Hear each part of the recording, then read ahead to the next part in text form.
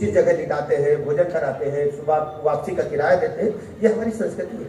तो जो हमारे मतदाता नहीं है, अगली बार देंगे। चुनाव को एक बार तो लड़ना नहीं है, जलंबर यही काम करना है।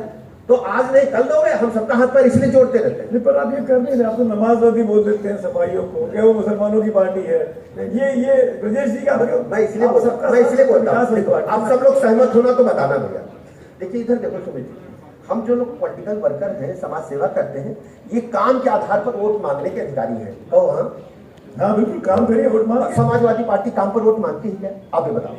अब 10 साल से तो आप ही सत्ता में, तो क्या काम करेंगे? पुराने काम पर मांगे, चार दाएं उनके अरे गिनाता है भाई कि हमने मेट्रो बनाया, एक्सप्रेस वे। पहले मेरी बात सुनो, अखिलेश पहले मेरी बात फैक्ट है कि नहीं? आप ये कोई इनकार करेगा, सबसे पूछ लीजिए कि मेट्रो किसके वक्त में उद्घाटन हुआ। बात आप सुन लो, दिल्ली और लखनऊ के बीच में जो एक्सप्रेस वे बना वो कब बना? अच्छा मायावती जी ने शुरू किया, बना पूरी बात बना कि नहीं बना? पहली बात समाजवादी पार्टी एक 3 बार उनके माननीय नेताजी, एक बार भैया जी, 4 बार है, 4 बार का नैरेटिव क्या है आप बता दो, आप बता दो, निष्पक्ष बताना। यहाँ पर हाथ कलेजे हाथ रख के झूठ नहीं बोलना, पत्रकार न बनना, सही बोलना। नहीं पत्रकार क्या झूठ बोलते हैं, आप ये कह रहे हैं? नहीं मतलब आप माहौल के साथ झूठ बोलते हैं। मैं कभी नेताजी हमको सर्टिफिकेट दे रहे हैं, झूठ बोल, मैंने गलत शब्द निकल गया, मैं इसके लिए मैं कह रहा हूँ असत्य न बोलना, आप सही बता दो, आत्मा पर रखे कि नैरेटिव होता क्या है? नैरेटिव में बता रहा हूँ। विमर्श ये है, पब्लिक ये कहती है कि ये गुंडों को पुष्पित पल्लवित करने वाली पार्टी है, ये बहू बेटी की इज्जत आबरू खतरे में डालने वाली पार्टी है, व्यापारी को लूटने वाली पार्टी है, व्यापारियों से चौथ वसूलने वाली पार्टी है। ठेका करेंगे तो भैया करेंगे, सड़क बनाएंगे तो भैया बनाएंगे, खनन करेंगे तो भैया करेंगे। ये पाप है। आप सुनो, मैं सबसे कहता हूं, आप सब उत्तर प्रदेश के लोग, हमारे भाई बहन सुने, भारतीय जनता पार्टी को आप समाजवादी पार्टी से तुलनात्मक अध्ययन करो, जरा कांग्रेस का भी अध्ययन करो। यही 3 दल उत्तर प्रदेश में खासकर काम कर रहे हैं। भारतीय जनता पार्टी में अभी हमने राष्ट्रीय अध्यक्ष अपना नया चुना है। कोई व्यक्ति देश का जितना भी राजनीतिक बड़ा हो, क्या बता पाया था भारतीय जनता पार्टी का अगला राष्ट्रीय अध्यक्ष कौन होगा? आपको भी तो 30 साल पहले, 30-35 साल से मैं देख रहा हूँ जर्नलिज्म में, कोई नहीं बता सकता, कोई नहीं बता पाया। नितिन नवीन साहब बनेंगे, नितिन नवीन साहब को भी नहीं पता था, कोई नहीं बताया पाया। बिल्कुल। भारतीय जनता पार्टी का पार्लियामेंट्री बोर्ड देखो आप, अध्यक्ष माननीय प्रधानमंत्री जी, राष्ट्रीय अध्यक्ष, फिर आफ्टर देन उसमें आपको सिख समाज का प्रतिनिधित्व है, उसमें ओबीसी का है, उसमें सभी राज्यों का है, और सबको साथ लेकर के पार्लियामेंट्री बोर्ड दिखेगा। भारतीय जनता पार्टी का आप इंफ्रास्ट्रक्चर आप चेक करिए, चुनाव आयोग के वेबसाइट पे जाकर के आपको सभी समाज के लोग, सभी क्षेत्रों के लोग मिल जाएंगे ना भैया? बोलो भैया ना। कांग्रेस का देखिए, कांग्रेस में भैया नहीं, मल्लिकार्जुन खड़गे अध्यक्ष है कांग्रेस के। इधर सुनिए तो, इधर कांग्रेस के अध्यक्ष मल्लिकार्जुन खड़गे की भैया है। इधर सुनो, मैं पूछ रहा हूँ भाई, भैया उनका भी नाम हो सकता है, आपने सबसे पूछा, भैया उनका भी हो सकता है। सुनो, देखिए छाता सोनिया जी पर ही लगता है। खड़गे जी भी बयान में कहते हैं हाईकमान से पूछ के बताएंगे, कहते हैं कि नहीं कहते? बताओ भैया, बोलो ना। सुनो, और फिर भैया इधर देखो, भैया बहन जी और अम्मा, और उसके बाद खड़गे जी, और उसके बाद कभी कभी वो भी आ जाते हैं वॉकिंग करते हुए। क्या नाम उनका कि हम प्रधानमंत्री बन सकती है? क्या नाम उनका, क्या नाम उनका जो वॉकिंग करते हैं लोधी गार्डन में? नाम बताइए। क्या नाम उनका है जो ऊंचा वाला कोट पहनते हैं?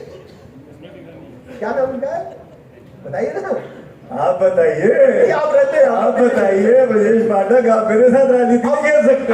वो भी आपने 30 साल से जानते हो, मैं भी आपको 30 साल से जानता हूँ। वो भी कभी कभी कह देते हैं पूरा बहन जी उनकी पत्नी बन सकती है, वो भी बोल देते हैं। हो गया कांग्रेस का, छोटा सा बता दिया मैंने हिसाब। समाजवादी पार्टी का है, वेबसाइट पे जाएंगे, राष्ट्रीय अध्यक्ष भैया, महासचिव चाचा, छोटे महासचिव छोटे चाचा, पार्लियामेंट्री बोर्ड के सेक्रेटरी भतीजा, फिर उसके बाद मुख्य भूमिका में भौजाई। पार्लियामेंट्री बोर्ड पूरा एक ड्राइंग रूम में बैठ के चलता है। ये बाबा साहब भीमराव अम्बेडकर के संविधान की बात करते हैं। इन लोगों ने संविधान को अपनी मुट्ठी में कैद करके जनता को गुमराह करके वोट हासिल करते हैं। मैं दावे के साथ कह सकता हूं, अल्पसंख्यक समाज, मुस्लिम समाज अगर समाजवादी पार्टी को वोट न दे, प्रधानी नहीं जिता पाएंगे। आपने परिवारवाद को बेसिकली टारगेट किया कांग्रेस और सपा के नाम पर। बसपा में भी तो परिवारवाद है। आप मायावती को आज याद नहीं कर रहे हैं। केवल 3 मिनट का वक्त रह गया हमारे बीच। क्या वो मायावती जी ने अखिलेश आकाश को बना दिया? आपने उनका नाम क्यों नहीं लिया? आपने उसका सवाल को पूछा मुझसे? अरे आपने कोई सवाल पूछा? आप ही कह रहे थे उनको, आपने नमाजवादी कहा। चौथी पार्टी है वो आपके राज्य की। सवाल ही नहीं पूछा। हमने तो कांग्रेस में भी नहीं पूछा। हमने तो कांग्रेस में भी नहीं पूछा। आपने बार-बार कांग्रेस में भी नहीं पूछा। मैंने इसलिए बताया कि जो एक आधारभूत ढांचा है लोकतांत्रिक पार्टी इस देश में मात्र भारतीय जनता पार्टी। नहीं, बीएसपी के बारे में क्या टिप्पणी है? मेरा कहना है मायावती जी ने अपने भतीजे को आकाश को एक तरीके से अपना उत्तराधिकारी घोषित कर दिया है। क्या ये उचित है? इस पर बीजेपी के ब्रजेश पाठक की क्या है? देखिए, ये उनकी पार्टी का इंटरनल मैटर है और हमारा ये मानना है कि हम उसके बीच इधर देखिए जो मुख्य बात है उस पर आइए। क्या आप उनको मानते हैं? नेता है मायावती देश की। क्या आप उनको 16, 17, 18% वोटों की नेता है भैया? आपने सारा का सारा सवाल उधर ही पूछा है।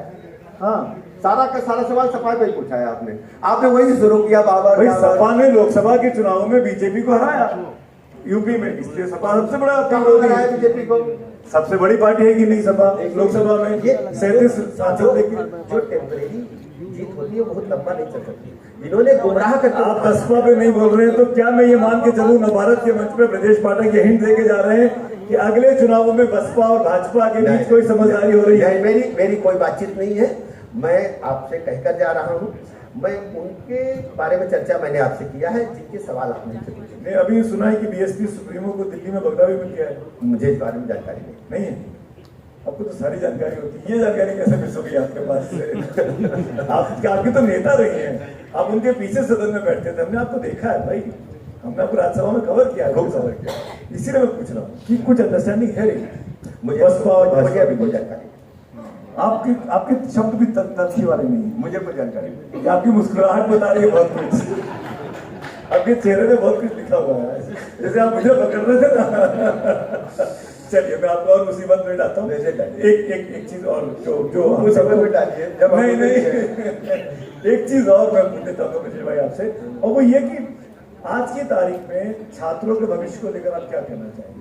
मैं जो छात्र प्रोटेस्ट कर रहे हैं, जो छात्र सड़कों पर उतरे हुए हैं गुस्से में, हर हफ्ते वीकेंड पे प्रोटेस्ट होते हैं। मैं पहले उत्तर प्रदेश के युवाओं से एक अपील करना चाहता हूँ आपके माध्यम से, जो दैनिक दिनचर्या है इसमें बदलाव लाना पड़ेगा।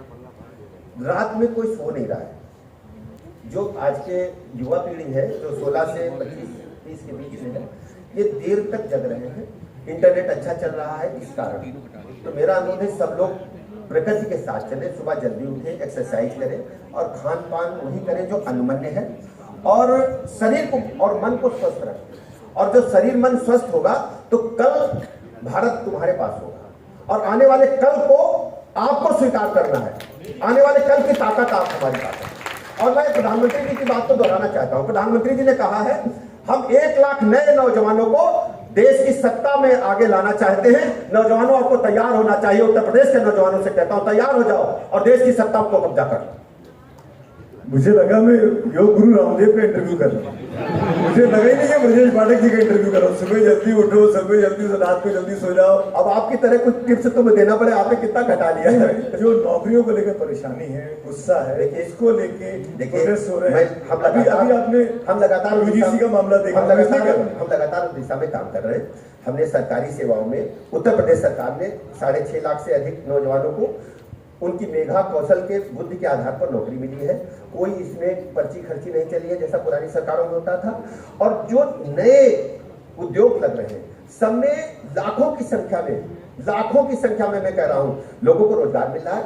और उत्तर प्रदेश का जो ओडीओपी है, 1 डिस्ट्रिक्ट 1 प्रोडक्ट, वो पूरे दुनिया में तहलका मचा रहा है। मुरादाबाद का पीतल उद्योग, अलीगढ़ के ताले, रामपुर की वायलिन, रामपुर को लोगों ने चाकू के लिए बदनाम कर दिया था। रामपुर की वायलिन का संगीत पूरी दुनिया में बिखर रहा है। पीलीभीत की बांसुरी, अमरोहा की ढोलक, घर में जब मुंडन पसनी होता है तो ढोलक बजती है आपको? ढोलक कहां बनती है कोई बताएगा? केवल अमरोहा में बनती, पूरे देश में अमरोहा की ढोलक जाती है। सिद्धार्थनगर का काला नमक चावल, बनारस की साड़ी, बिटिया के हाथ पीले करने बनारसी साड़ी एक जरूर आप देंगे। ऐसे ही भदोही के कालीन के बगैर तो कालीन का इतिहास लिखा ही नहीं जा सकता। प्रयागराज का अमरूद, प्रतापगढ़ का आंवले का मुरब्बा, टांडा के हाथ के बने कपड़े, ये लखनऊ का जो खान पान है इस बार यूनेस्को ने स्वीकार कर लिया। लखनऊ का चिकन, लखनऊ का खान पान यूनेस्को ने अपनी सूची में डाला। आप सोचिए उत्तर प्रदेश को ओडीओपी तो अद्भुत योजना है आपकी। देखिए ओडीओपी ऐसे ही हम लाए हैं, तो तारीफ होनी चाहिए, सबकी तालियां बजी। ऐसे ही वन डिस्ट्रिक्ट वन पूंजी होता है, हर जिले में कुछ ना कुछ होता है। आप चले जाइए फतेहपुर में मालवा का पेड़ा, चकलवंशी के रसगुल्ले, मैगलगंज के रसगुल्ले, हमारे जौनपुर की इमरती, आपके मुंह में पानी आ रहा है इतना अच्छा। लखनऊ की चाट, मतलब उत्तर प्रदेश को ब्रांडिंग देने का काम, और उत्तर प्रदेश यही रोजगार है ना। सवर्ण समाज के कोई नाराज नहीं भैया, कोई नाराज नहीं है, के रोज वीडियो कोई नाराज नहीं है, हम सब साथ हैं। और सुनिए मैं आपको भी सवर्ण समाज मैं बता रहा हूँ, सबसे बड़ा चेहरा है, मैं बता रहा हूँ, हम पूरी तरह से अपने समाज के साथ खड़े हैं और उनकी पीड़ा को हम समझते हैं, और समय आने पर रेक्टिफाई होगा, और हर स्थिति में हम सर्व समाज के साथ खड़े हैं। सबका साथ, सबका विकास, सबके विश्वास के आधार पर जन जन को जोड़ने का काम हमारी पार्टी कर रही है। आपके वीडियो वायरल हुए थे, ऐसा क्यों था कि आप कुछ बोले नहीं चले? वायरल तो आप करते हैं, हम करते हैं, मीडिया करते हो, आप बोलते नहीं है खुलकर। देखिए ऐसा है ना, कुछ मुद्दे ऐसे होते हैं जिन पे चुप बहुत बड़ा शब्द होता है, चुप्पी की भी आवाज होती है, बहुत आवाज होती है। आप महसूस करिए, जब आप कुछ कह नहीं पाते हैं तो आंतरिक पीड़ा आपको किस ढंग से रोकती होगी, कैसे क्या करते होंगे आप अपने को मैनेज करिए। कभी आपको कुछ कह दे कोई तो आपको कैसा लगेगा? तो सोचिए कि हम कितने बड़े उस दौर से गुजर रहे हैं जब हमको लोगों के साथ खड़ा और लोगों के साथ में खड़ा। आप, क्योंकि मैंने आखिरी सवाल पूछ रहा हूँ, अभी आप पिछले दिनों मेरठ में थे, आपके आंखों में आंसू आ गया, भावुक हो गए गरीबी को देखकर आप। उसका ये मतलब बहुत ही टची वीडियो था। उसका कारण हुआ ये सुमित जी, हम गए आदरणीय हरिओम पवार जी के कार्यक्रम में, बहुत बड़े कवि हैं।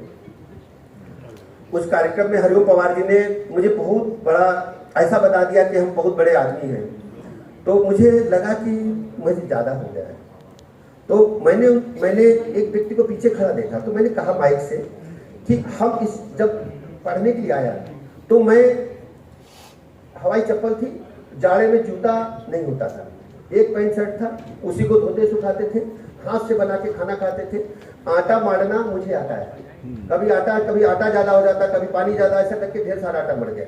अम्मा ने स्टोव रखा था, स्टोव तो अब कोई आता ही नहीं है, स्टोव मिट्टी तेल वाला स्टोव, तवा रखना भूल गई। मुझे पहला दिन याद है जब मैं पढ़ने आया घर से, कमरा किराए पे रह रहा था और तवा नहीं था, तो मैंने स्टोव पे सीधा रोटी डाल दिया हाथ से बना के, और काली रोटी और आलू की सब्जी मैंने बना खाया, प्योर काली रोटी थी।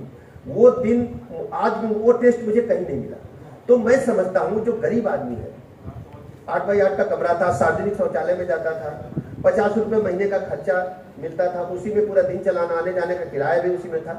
तो मैं गरीब आदमी की पीड़ा समझता हूँ। जब मैं किसी को रोते देखता हूँ अपना चेहरा उसमें देखता हूँ, इसलिए मेरे आंखों में आंसू आए थे कि मैं इतना बड़ा नहीं हूँ, मैं जो भी हूँ उस गरीब आदमी की पीड़ा को दूर करने के लिए मैं उसी के साथ खड़ा रहूंगा, हर परिस्थिति में उसके साथ रहूंगा, और मेरी जिम्मेदारी है कि मैं उसकी मदद करूँ। आप देखते होंगे प्रतिदिन मैं 1500 लोगों से मिलता हूँ, तो कई लोग आते हैं तो मुझे डांटते हैं, चिल्लाते हैं, मैं स्वीकार करता हूँ, अपने सहयोगियों से कहता हूँ ये जो पुलिस के लोग हैं उनको पकड़ा, नहीं, ये जो कह रहा है ये हमारे लिए प्रचार है, हमारी जिम्मेदारी है मैं सुनूं। हमारी जिम्मेदारी का प्रथम पक्ष ये कि उसकी बात में सुनूं और सुनकर के उसकी पीड़ा को दूर करूं, भले ही मुझे कुछ कहता मैं स्वीकार करूं। यही पूंजी है ब्रजेश पाठक साहब की, जो इतने सालों से राजनीति में रहकर भी अपनी लोकप्रियता को बरकरार रखे हुए हैं, जमीन पे अपनी पकड़ को बना के रखे हुए हैं, और लगातार राजनीति के हर रोज नई सीढ़ी पे चढ़ते हुए ऊपर जा रहे हैं। हमारी तरफ से बहुत बहुत शुभकामनाएं और बहुत शुक्रिया।